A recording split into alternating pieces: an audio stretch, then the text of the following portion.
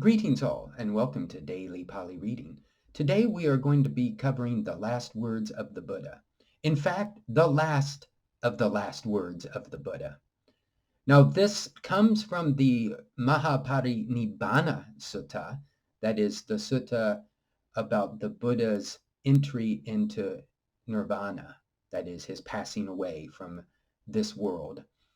It's found in the Sutta Pitaka, that is the basket of suttas, in the three baskets, the Tipitaka, of the Pali Canon. Now we will be going through this.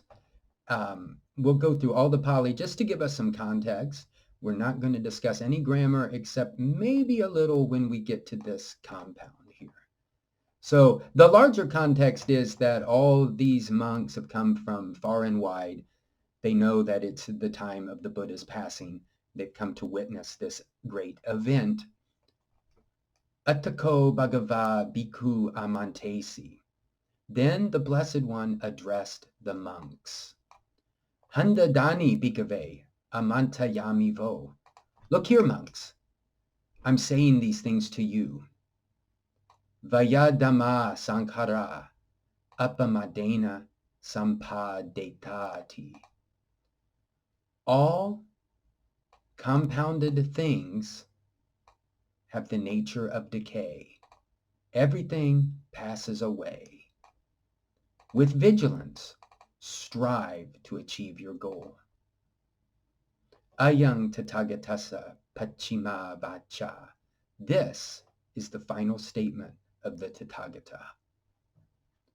So like I said, we're going to focus in on the last words of the Buddha.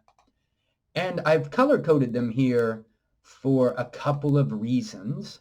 One of them is that we kind of want to put a break here between these two, or in the middle here of these four words. So, and then the other reason will be made clear, I think, in a minute as well. So this first part, vayadhammā saṅkhārā. Saṅkhārā is the actual subject here. When we translate it, or when we think about it, we can add the word all in English, but you'll notice that's not here. That would be something like sabbā saṅkhārā. But the word actually doesn't need to be used. The word all doesn't need to be used here because saṅkhārā means compounded things, means things that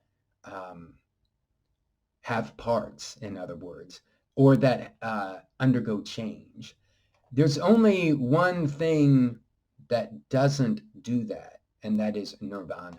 Now, there might be some abhidhammists out there who will quibble with that, but basically, everything that we could experience, a flower, a tree, an emotion, any aspect of ourselves, our personality, likes, dislikes, anxieties, everything is a saṅkhārā, or is part of saṅkhārā. So everything, anything, us, the world, anything we can imagine comes under this heading right here. So you see why some people might translate this using the word all, because there's nothing that we could conceive of that would not be saṅkhārā. You might think, well, I can conceive of nibbana, but we can use the word nibbana. We can't actually picture it with our normal minds. So now, so we're talking about saṅkhārā, and then the Buddha makes this statement, vayadhammā. Now in Pali here, this they like to use compounds. Likewise in Sanskrit, and sometimes these compounds can become monstrously long. Here we just have a compound of two words. Dhamma, this is the word dharma, and we're probably familiar with that. In the plural, it can mean phenomena, but as the last member of a compound, it can usually be understood as having the quality of whatever this part of the compound is. So compounded things have the nature of, and then this, vaya. having the nature of decay. You could still understand them as compounded things are phenomena of decay, or decay phenomena, but quality of really helps us understand this, the way this word is being used here. So once again, compounded things have the nature of decay.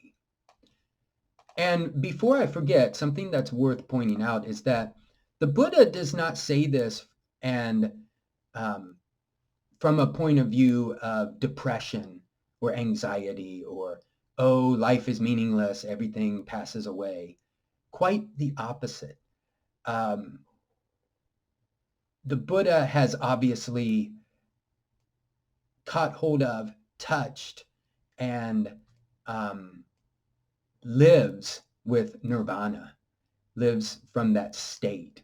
And that is really our goal. Our goal is nirvana. The Buddha tells us that often when we go about being mindful, when we sit in any form of meditation. That's really ultimately our goal. The whole practice is to achieve this state, this deathless state. So this here, the reason it's put in blue is this is part of wisdom. This is knowing this will aid us in our mindfulness, in our samadhi, in our meditation practice. And our meditation practice will help us deepen this wisdom here. Now, the second section, appamādena. This is the instrumental case of appamādena.